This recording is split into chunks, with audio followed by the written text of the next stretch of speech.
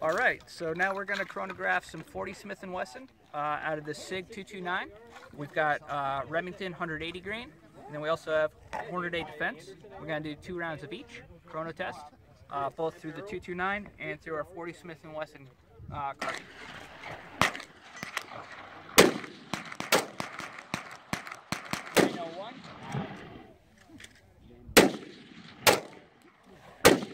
$960.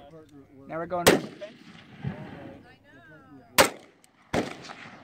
$926. $967.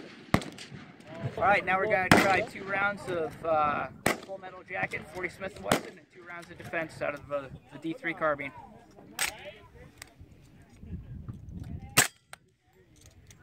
$944.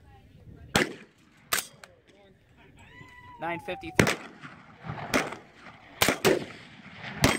$976. $971.